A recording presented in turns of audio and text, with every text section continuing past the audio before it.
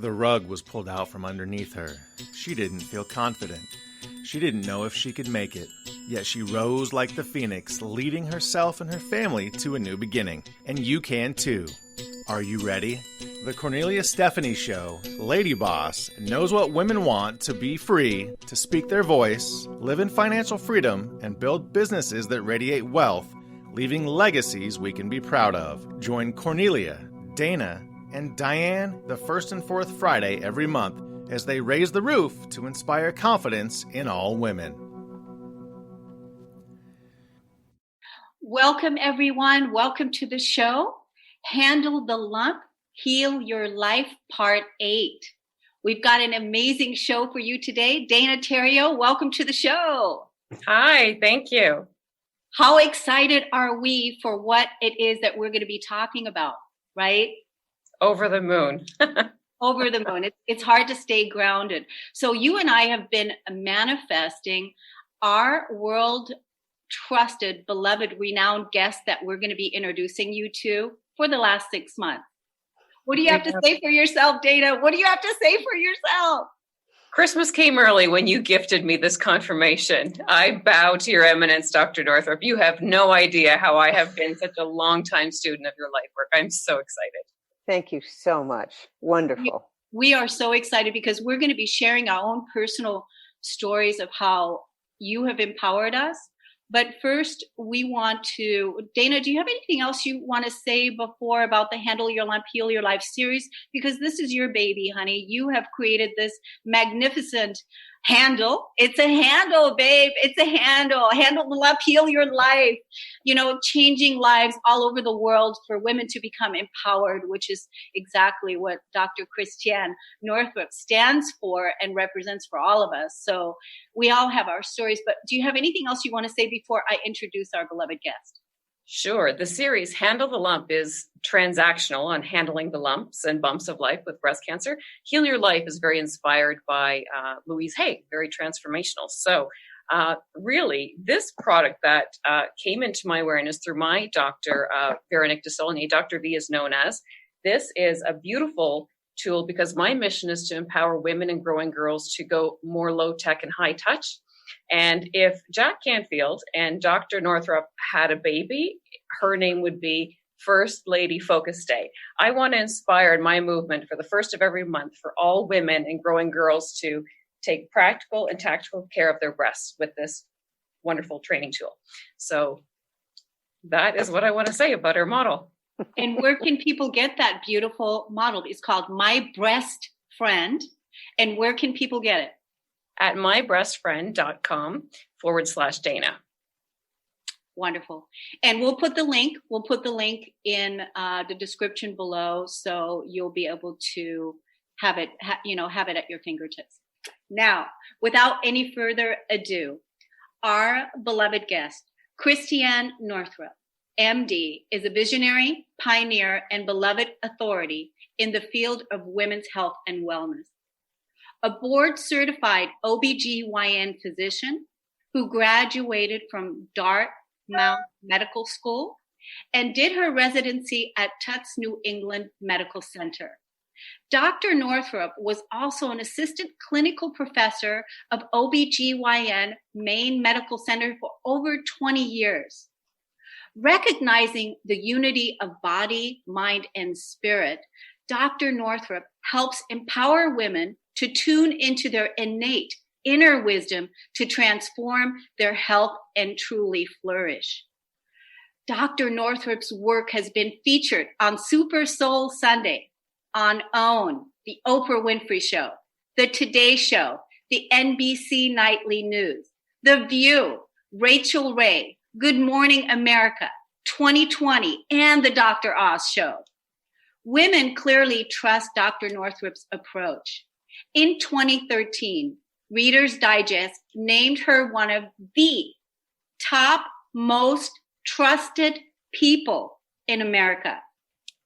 And in 2016, she was named one of Oprah Winfrey's Super Soul 100, a group of leaders who are using their voices and talent to awaken humanity.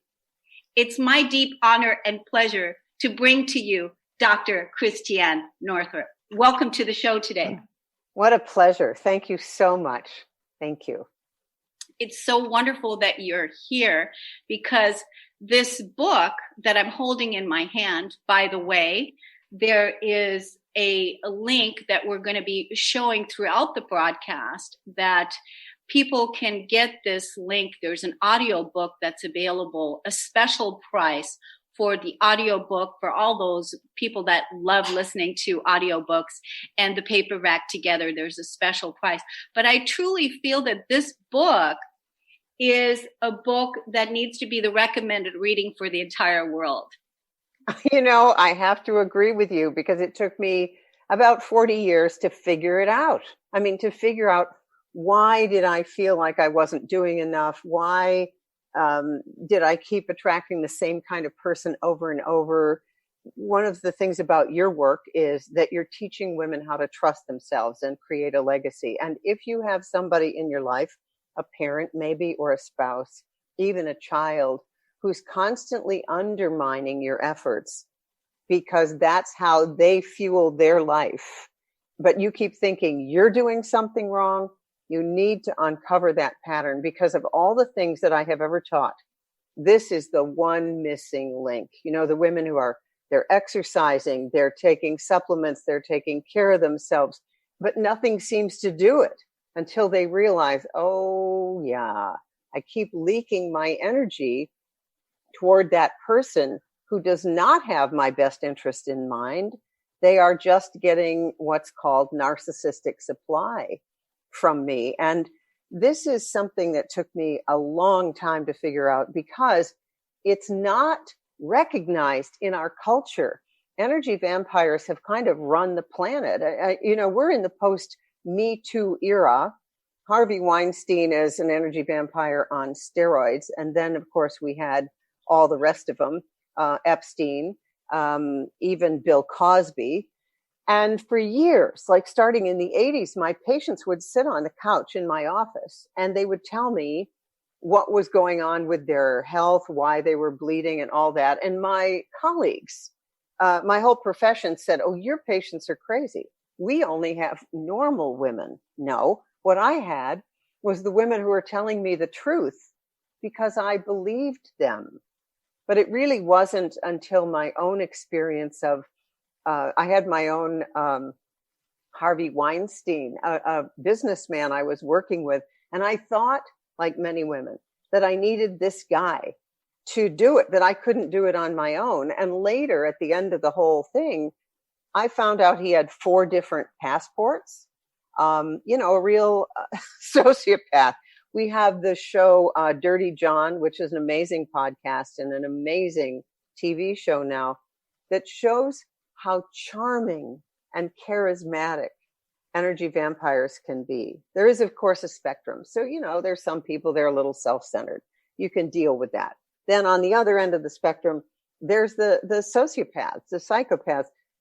They know how to get what they want, and they have no conscience. You have a conscience. You want to help the entire world. Now, if they think that helping the entire world is going to get them money, they're going to say anything it takes, but they're not sincere. And after about 2 years, if you're in a relationship with one of them, they will start to show who they really are after about 2 years. And there's this, I want to tell your listeners, because I'll bet many of them are in this category, of women with super traits of conscientiousness, loyalty, hard work ethic. These are the women who run businesses, who are federal judges, lawyers, doctors, who seem to always get in relationship with the wrong man. Here's why. This is the work of Sandra Brown, and she did the studies at Purdue. There's a certain subset of us who are literally constitutionally blind to the darkness of others. We are the can-do people who will start a talk radio show like you, run a business, get a legacy going, get financially set. We can't see the darkness and manipulation in others. It's almost as innate as our eye color. So one of the things that I've taught in Dodging Energy Vampires You need a couple of friends who can see it and are truth tellers. And they'll say, what were you thinking? I mean, because you give everyone the benefit of the doubt. We believe that only hurt people hurt other people. And it's just not true. And it's the hardest thing for people in the transformational space. You mentioned your work is based on a lot of Louise Hay's stuff. And of course, my publishing house is Hay House. And I knew Louise personally for years. And Louise had a very good instinct for darkness. Very good. Like she would, sometimes a new author would come in, you know, and try to dazzle them. And she was so fierce. And she'd say, get them out of the room. I mean, I just love that about Louise. I was always, oh my God, the person just needs me to heal them, right? Wrong. No, wrong. They would just take your life energy. And you can tell when you have been in an interaction with someone and you're so tired that you're just kind of looking for the nearest bed. I mean, the nearest couch. I say this story in the book. I was visiting a very famous woman and suddenly I felt like falling asleep in the carrot ginger soup at her gorgeous place. I'm digging my nails into my palm to keep from falling asleep. I did her tarot cards. I did her astrologic chart. I did everything I knew to keep myself awake. And then I realized I can't spend the weekend here. I can't do it, or I will just be asleep in the bathroom somewhere. Now, this is an unconscious pattern. I want people to know this is not something that you're doing consciously. There's just a kind of person that does not source their life the way you do from the energy of the earth, from the energy of the heavens, from God, however you explain God. They source it from conning other people, from getting the energy of other people. And I have a friend who is a psychologist for the Diocese of Brooklyn. And he said, I've been in this business for 36 years, and I know that I can still be conned by an energy vampire if they are charismatic enough or good looking enough. That's how clever they are. And as Sandra Brown says, they are sicker than we are smart. And as I'm talking to you, I can almost hear the listeners and their minds going, oh, because the names start to come up. They're the people who only call you when they want something. They don't just, like send you a text thinking about you. But there's a part of us, this little wounded little girl inside. Oh, they care about me. This person is larger than life and they care about me. No, they want something. They're moving on Saturday. They want to borrow your car. So that's how it works. You won't hear from them. The other thing is they never seem to go away. If they, you're laughing, they just don't. I had a slew of them just at the end of 2019. Oh, wow. Emailing, texting. And I thought, wow, people that I haven't heard from in whatever, it's like they're testing. Can I get some more narcissistic supply? And I used to be so generous, so because about here's our part of the street is we need to look at the unhealed part of us because they have this, I call it malignant intuition. They know exactly what you've always longed to hear. So if it is in my practice and anyone's primary care practice is going to be about 25 to 30% this kind of person. They don't really want to get well. They just want your energy. But so in the early days, you can imagine, I'm a holistic physician. I'm talking about vitamin D. I'm talking about the second chakra, all this stuff. So most of my profession thought I was nuts, but I'm trying to fit in, right?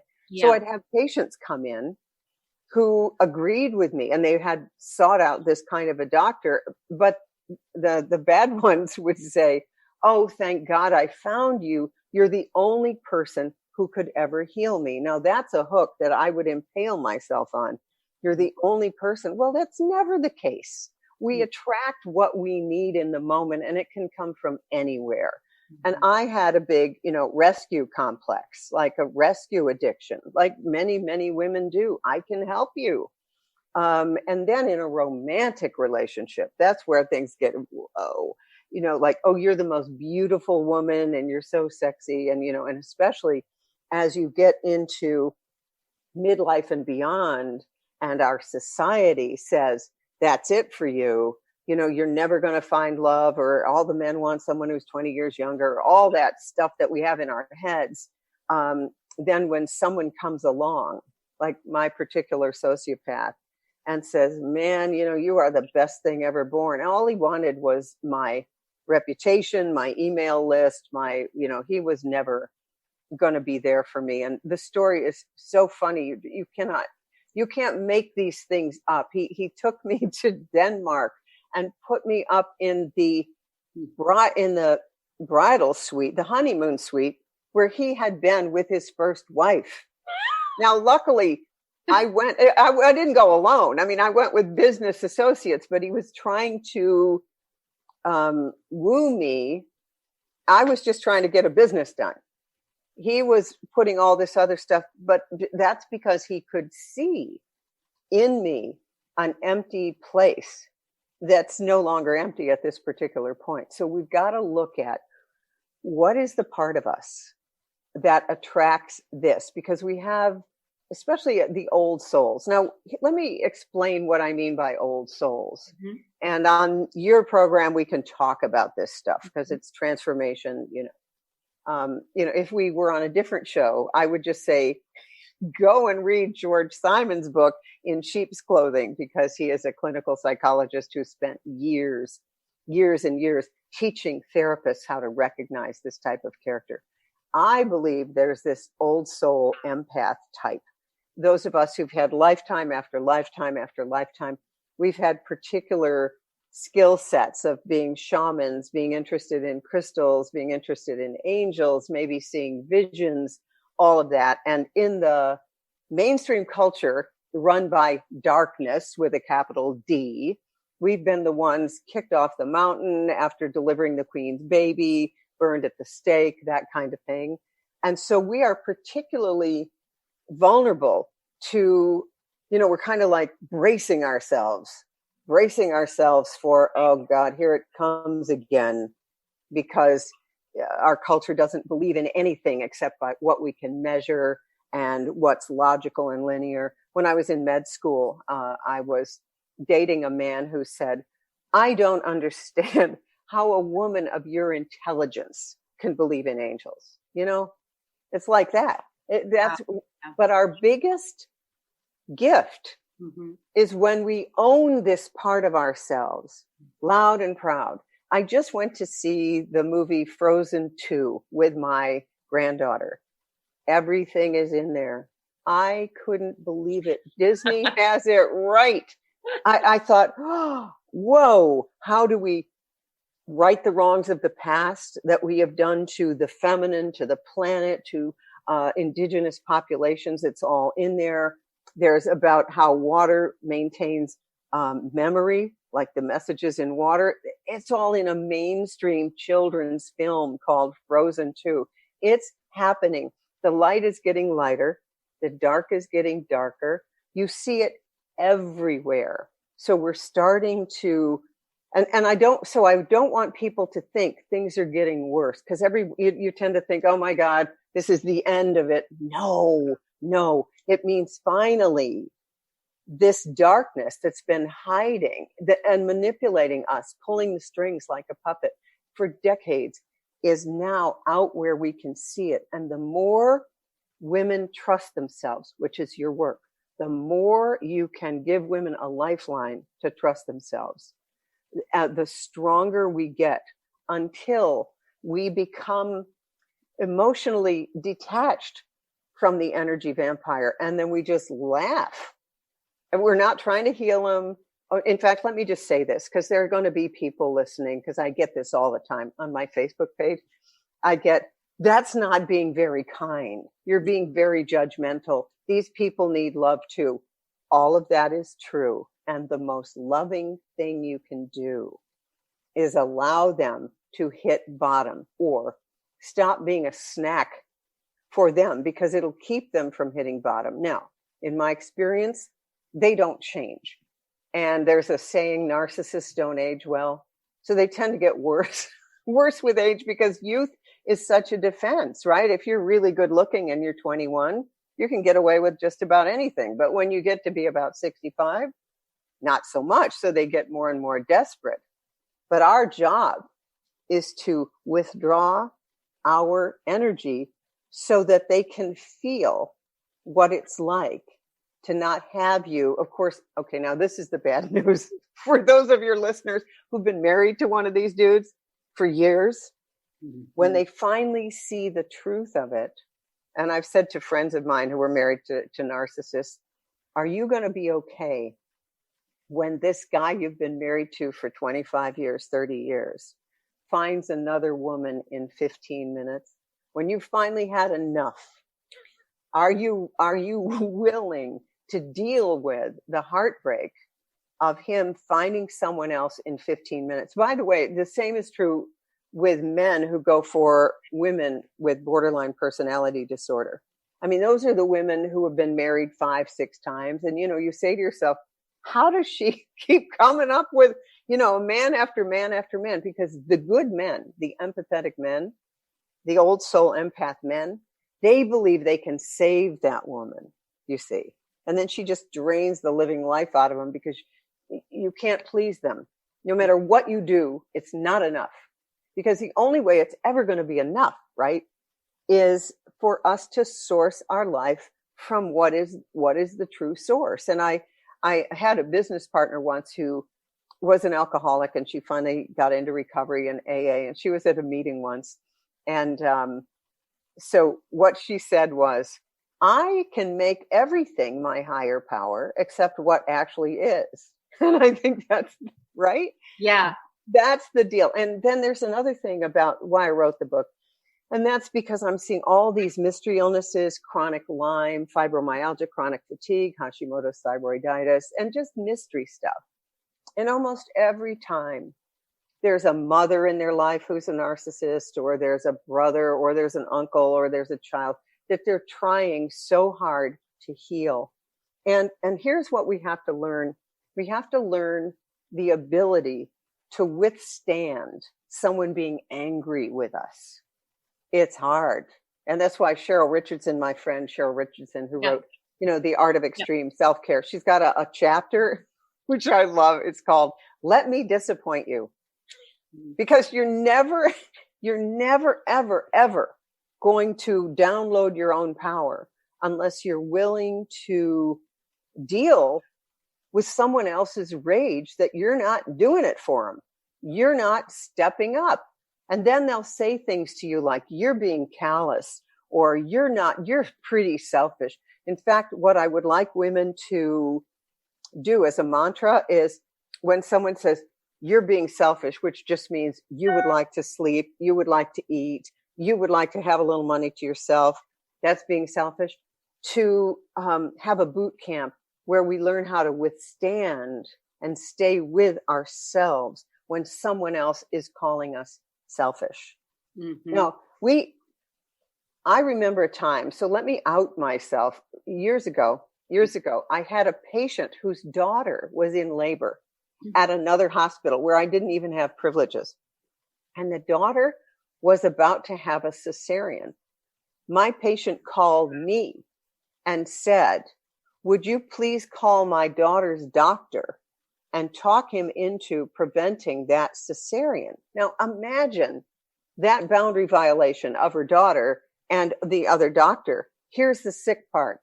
There was a part of me that felt like I actually could help if I intervened and somehow got involved. And you know what? It's possible that I could have. Was that the right thing to do? No. Mm-hmm. No. Mm-hmm. There's a TED Talk that I just posted on Facebook, and it's trauma that is not transformed is transferred. Oh. Isn't that a great one? I really, you're speaking to this. I really wanted to bring this up later, but here it is now. And that was, I heard you say back in 2011 when I went to the doctor and I had 2 big, huge cysts on my ovaries. And I was already doing the emotional core work. I was already a coach. I was already into my own self-healing. And I went there and they told me that I am a candidate for endometrial cancer. They told me that they want to take my ovaries out. And this, they put this fear in me. It runs the system, fear. And I came home. I spoke to a friend. You mentioned friends. I spoke to a friend, and this is what she said to me. She goes, "You're doing all this work with people. Heal it yourself. Heal it yourself." And then she goes, now it's time for you to really practice what you're preaching. This is what she said to me. Talk about a truth teller.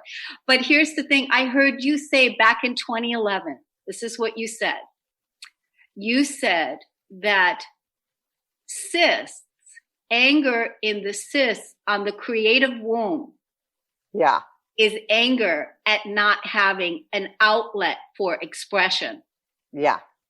That's what I heard you say back then. And that is when you empowered me, because that's what I needed to hear as truth, because I was so angry at being a light worker, way ahead of my time with creative ideas, with such a powerful voice of healing and light and love, that I had nowhere to put my energy. I didn't know where to put it. Yeah, because it was, it's the old phrase, we are the people we've been waiting for.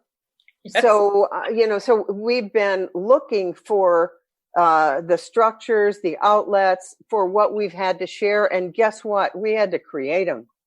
I mean, nobody, when I wrote Women's Bodies, Women's Wisdom, which by the way, I've just updated. I love it. And that is the first edition. I've now finished the 5th edition, which comes out in May 2020. But when I first wrote it, I had to invent a language of women's health. The only language I learned as a board certified physician was the language of women's wounds, women's dis-ease. I had to come up with what is symbolically, biosymbolically, what is the womb space? What is all of this if we remove the imprint of patriarchy? What is the strength in here? What is the power in here? What is this telling us? And the thing about you that's amazing is you listened. You had a part of you that was open enough to listen. And that's the remarkable thing, because for every one of you, there's probably 100. But I just want to say, you're going to love this. That day, I canceled my appointment with cancer. I programmed my DNA. I canceled my appointment with cancer. And that day I said, no, I'm overriding this. And then I got rid of my anger. I healed those cysts. I changed my diet, and I started creating outlets for my creative expression because of what you had said. I wrote my book on peace, the flip side to anger, because I was enraged at this world. That's beautiful. That is just beautiful. And wonderful. Yeah. And so this we are, my co-host as well, Dana, she has had a very amazing transformational story as well, because she had she had breast cancer overcome. And so you have empowered us, and I want to give Dana an opportunity, because she loves you so much. We both do. We're just crazy. We're junkies. We're Christiane Northrup junkies. And so Dana wants to ask you questions. So go ahead, Dana. Let's do it. Yeah, great. Oh, you have no idea the biggest girl crush I have on you. My early mentor, Crystal Andrews, you are a guest with our SWAT Institute, and I just love you. It was required reading, but it was a Bible for me, that book that you're talking about. So I look forward to the new edition.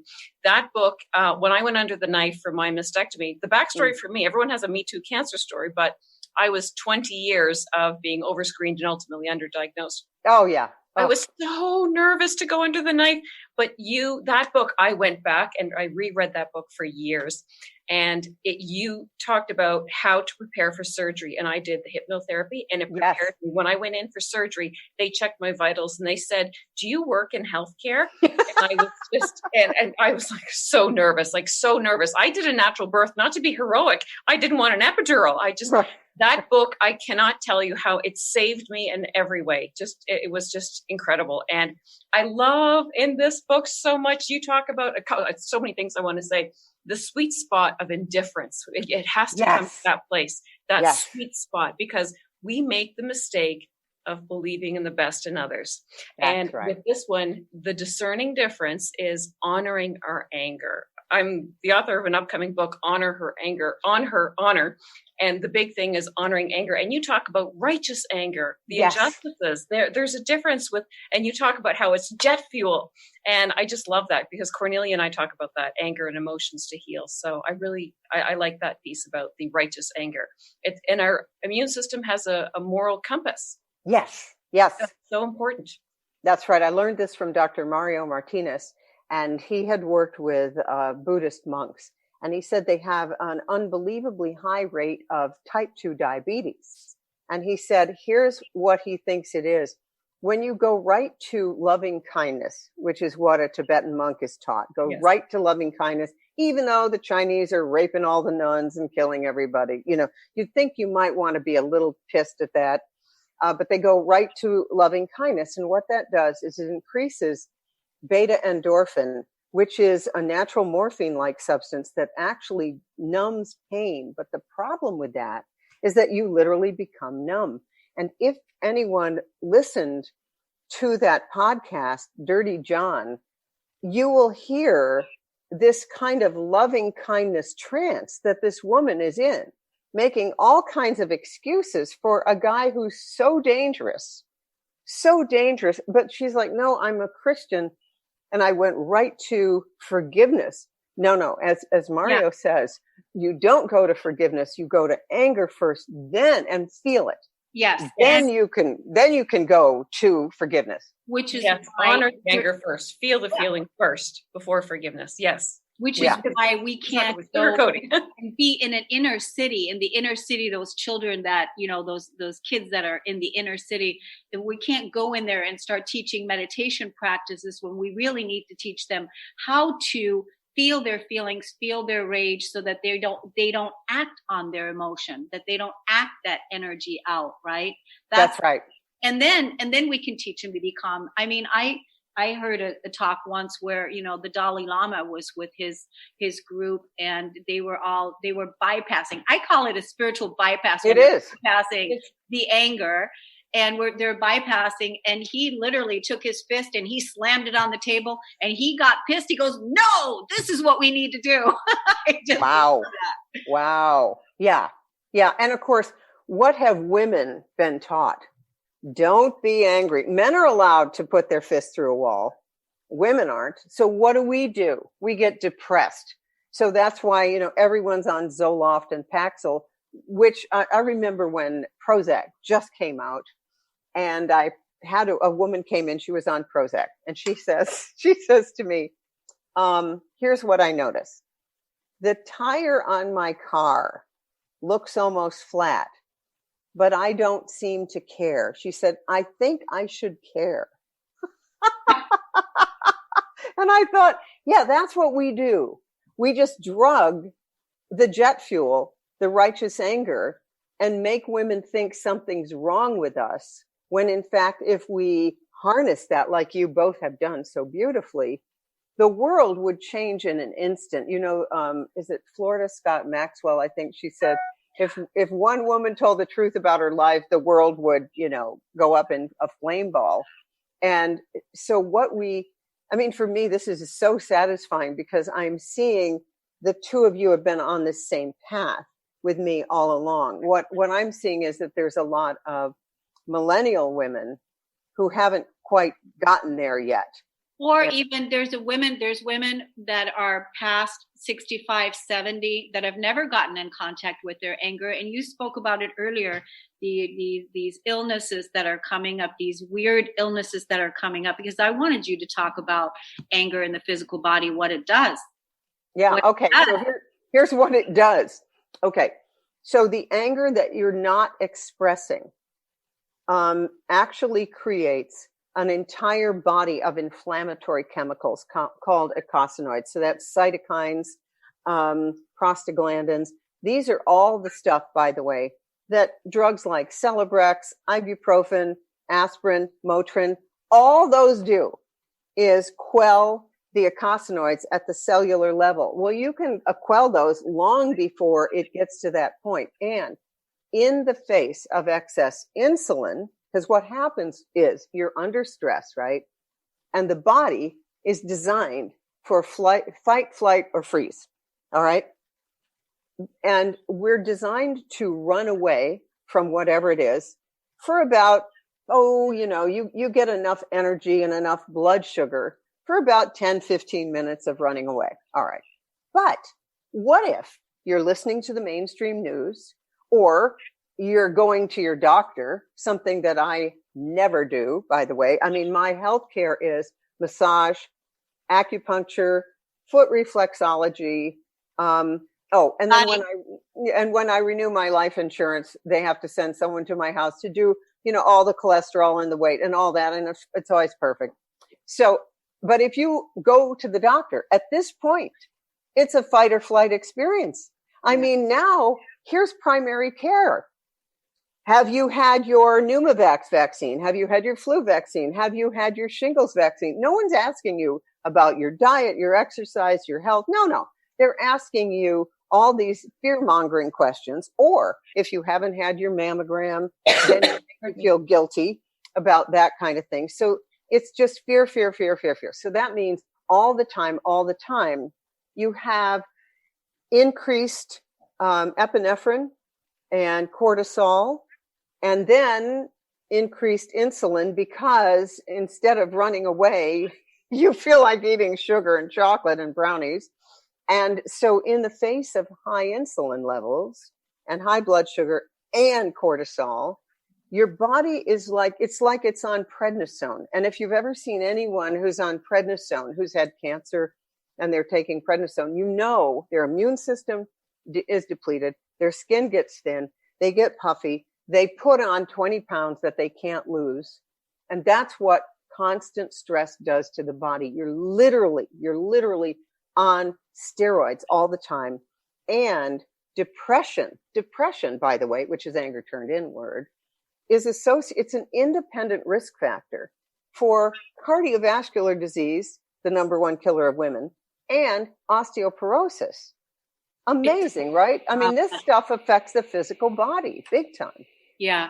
I'm so glad that I asked you about the anger piece, because it's a really big, important piece. Especially, we just had Jack Canfield on the show the other day, and he was talking about, he just recently got in touch with his emotions, and he's allowing himself to cry. Oh, this is great. It was fantastic, right? And we talked about The Secret, and because I felt like in The Secret, the one missing piece was the emotional liberation, the emotional core wounding, the emotional core work. Totally. Because, we can't just have the top law of attraction, positive thinking, but if we don't have the feminine feeling, the moon, that deep rage, that deep anger, we don't have that. That's how we're healing, through the feeling, right? That is the only way. I mean, there is no vision board on the planet that's going to do that work. Too bad, but it's true.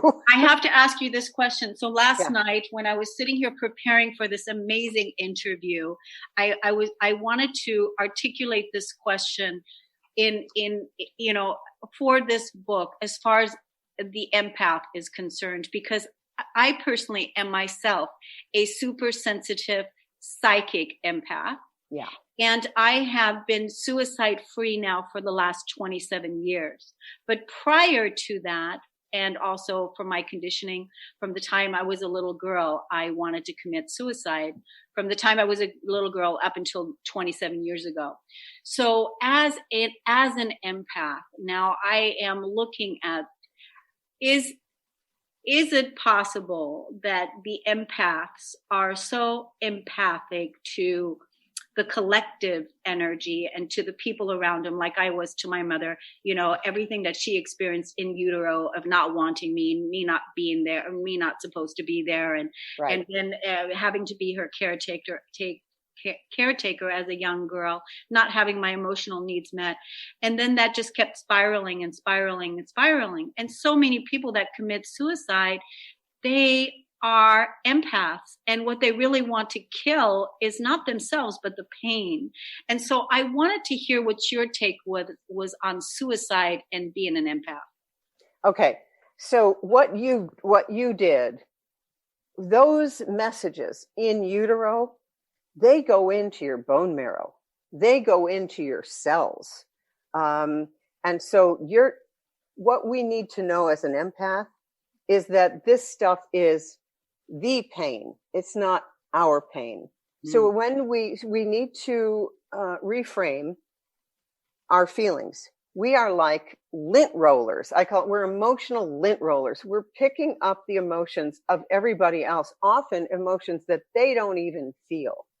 And we are kind of human air purifiers. We're loaded with light, and our job is that we don't need to do anything. See, what we've been taught by our culture is, like you said, need to heal your mother. I had the same. My mother was like a caged lion. I mean, there was a part of her, she never should have had 5 kids. I mean, she was all about being an athlete, and, she went to Mount Everest base camp at the age of 84. What the heck was making 3 meals a day in the 50s about? So, that was like not who she was, but I was the only kid who picked up on this caged lion thing. And then we make a decision as a little kid that this has something to do with us. It has nothing to do with us. It does. It is it's the part of the collective that we have come to transform. And once an empath understands that it is not our job to take this on, and all we need is one human who looks at us and says, "You're doing great. This is not your job. That's her stuff." The other thing that's interesting, I remember hearing Pia Mellody speak years ago, and she wrote Codependent No More, and she also was suicidal. I mean, her story with her mother was beyond belief. She got put in a garbage can every day and fed soured milk. I mean, so bad. And she said she was always suicidal. It was like a blue plume over her head, but she made a decision. It's there, but I will never do it. I will never do it. And she used to be called into the psych ward when someone wanted to commit suicide. And she would just talk to them and say, "I completely understand." My friend Kelly Brogan is a holistic psychiatrist. And she says, "What I will not do, I will not contract for safety. I will not call the emergency room." That's what obviously all doctors are supposed to do. She said, because that is so disempowering to the person. What's empowering is, I understand how you're feeling. And that is your choice. I mean, in a way, but let me tell you, you're not acting on anything that is yours. It's something in the collective. And the minute what you need to do, and this is Eckhart Tolle's work, where he talks about the pain body. The pain body is so laden. You've got to move aside from the pain body and observe it. That begins to dissolve the pain body. This is the pain. It's not your pain. It has nothing to do with you. So just for the next 5 minutes, how about you just observe it? Just observe it. And an empath is kind of the new normal. We're the new normal. We're feeling everything to heal it. But you got to feel it within yourself and stay with the feeling. Now, Matt Kahn is a spiritual teacher who's quite funny. And I love what he says. When you're suicidal or you're rageful or you're sad, he said, all a feeling wants is to be felt. So you say to your anger or to your despair, you are nailing it. No one has ever done despair quite as well as you're doing it right now. It's like called extension in psychiatry, where you're making it so bad, that it gets funny. So you just say to yourself, you Nobody has done pain as well as you're doing. No one's done depression as well as you are doing it. Mm-hmm. You bring in humor. And, here's the thing. I read, and I know you do too, a lot of books by healers and psychics and this kind of thing. And one of the guys that I had on my radio show several years ago was a very renowned intuitive. And he said with teenagers, they're impulsive and they will often act on the suicide thing. And as soon as they've done it, they will realize what a mistake it was. So he spends a lot of time talking to parents about, he's connected with the kid on the other side saying, oh my God, I didn't realize and I'm so sorry and I didn't mean this. So what we all have to do is, what is that little moment of this is the pain, this is you. How do we separate those two for just a moment so you can begin to dissolve the pain body and realize this is not you? In women, the pain body comes up premenstrually, it comes up postpartum, it comes up during perimenopause. And I like to think of it as it is our individual job to transform the pain body that we have been handed. We're air purifiers, and to just transform that. And if you do nothing but that, you have served the planet as much as if you created a 501c3. That's amazing. Yeah. This book right here, like I said, it's a recommended reading for the entire world so that they, you said in here, it's a smorgasbord of having a toolbox for so many different practices. And I really recommend that everybody gets this book and works on themselves, because it's a really awesome book. We have just a few minutes left. And before I turn it over to Dana, because I know she's dying to ask you another question, I want to ask you, Dr. Christiane, would you please come back again in about 6 months and grace us with your presence? Maybe your new book, would you? Oh, I would love to, because that's coming out in May of 2020. May of 2020. It's the post Me Too book. So, 94 was when the one you've got sitting on your shelf came out in 94. And it was such a huge thing for me. I mean, I'd go into the hospital and expect them to kick me out immediately. I mean, I was so afraid, because every woman who tells the truth is terrified. Because no one has believed us for, the last 5,000 years. Well, how do I secure this? Yes, what you said, you're coming back in 6 months. I want to be able to have a contact. How do I do that? Yes. Okay. So you just you can go to our website and contact us. And Okay. we will see it, or go right through Hay House, my publisher, and they'll arrange it. Yeah. Okay, I will do it. Thank you so Okay. much. I'm gonna turn this now over to Dana, because I know she wants to say something. Okay. Great, Dana. Thank you. I wanted to say, if you can see this is our grassroots Check Your Girls movement. Oh, I love that. I love that. Have you seen this before? Never have, but I'll tell you what one of my patients with breast cancer said to me years ago. She said, every day I, cup the girls and I say, girls, you're safe with me. It was like a sweet. So this is like, check your girls. I love that. That's fantastic. Yeah, I want with love, check them with love, like get the hands together and get the energy going and check them with love. Yes, take health and heart in hands with our manual digits. So claiming, calling the power back. What I wanted to say about you and Jack being the love child of First Lady Focus Day is you have the whole book dedicated to put yourself first in chapter 6. And Jack Canfield wrote the book, Power of Focus. So that's how First Lady Focus Day is born. What I wanted to say, I first identify as a supremely sensitive person, highly sensitive person. Yeah. I was learned by Dr. Aaron and Elaine Aaron and Dr. Judith Orloff on Empath. What I love. Yeah. Yours, what is so beautiful is yours is all about inclusion. No one takes the bench with yours. You have room for everybody in here. You're not caught up on the formula of the codependent and the abuser or the addict or the empath and the narcissist. You have room for anybody, anyone that drains your energy. That's what I love about yours. And the formula has been typically women with these, and I don't like to say it, but that's what I love about yours. No labels.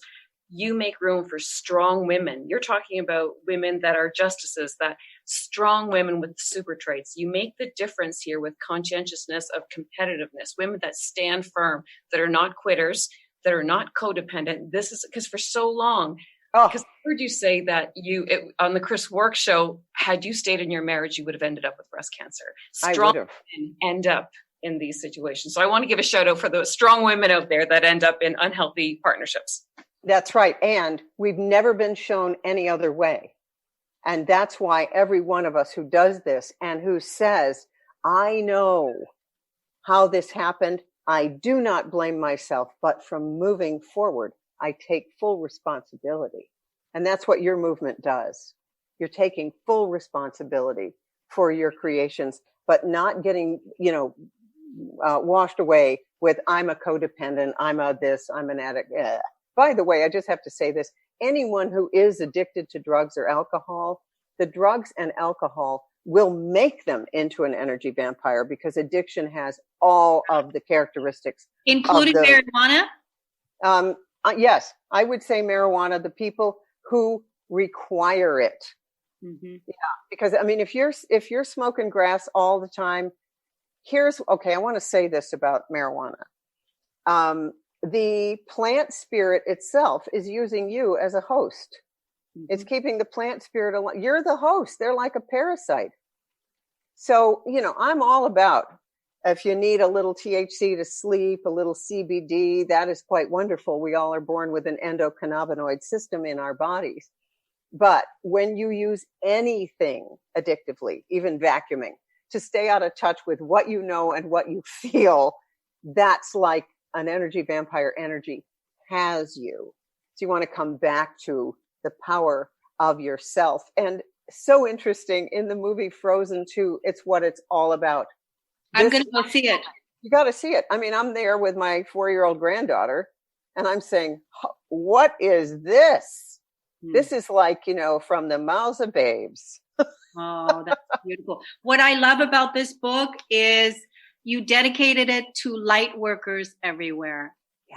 You are a woman way ahead of your time. So grateful that you have come to the planet to speak your voice, to empower and inspire so many women around the world. You are the leading edge of women that we can trust, because that is truly who you are, a bold truth teller that is unapologetic, that is not afraid, that is helping us heal the wounds of our past, of the whole old world consciousness, right? That we're now moving into a brand new decade. And I am just so honored that you said yes to be here on the planet, and that you're also here on the Cornelia Stephanie Show with Dana Terrio. I'm beyond grateful. Thank you. And thank you for doing the work with your own ovaries to uplift millions. Both of you, Dana with your breasts, you with your ovaries. This is women's wisdom, isn't it? And women's power to take the pain we've all inherited and transform it. And look what you've done with it. It's beautiful. And you have given us the permission, because it was exactly that permission slip. It's, you said it. I agree. It takes one person. It takes one person to stand by your side. It takes one person to hold the bar high. It takes one person to help you reach higher. And you do that for so many women in the world. It's an honor and a pleasure. Everybody go get this book. Are You an Empath? So that you can truly heal the wounds of your past, because you've been targeted. Just like Dr. Christiane Northrup said, the empaths are targeted. Yes. Thank you, everybody. We wish you a wonderful brand new beginning, 2020. Thank you so much, Christiane Northrup, for being here. Dana, our beloved audience, when you're seeing this video on YouTube, comment underneath, talk to us, go to Amazon, get the book, get the link, get the audio book, spread this message, get it into the school systems, get it all over the place, so that we can, as a collective, really heal that core wound. We love you all so much. Thank you so much. We'll see you next time. Thank you. You've been listening to the Cornelia Stephanie Show, Lady Boss, Women Inspiring Women, featuring leading-edge entrepreneurs who are putting the focus on empathic leadership in today's modern-day world. Text the word Cornelia to the number 22828 and receive her weekly newsletters. For more information on Cornelia Stephanie and her extraordinary work, or to listen to past shows, go to corneliastephanie.com.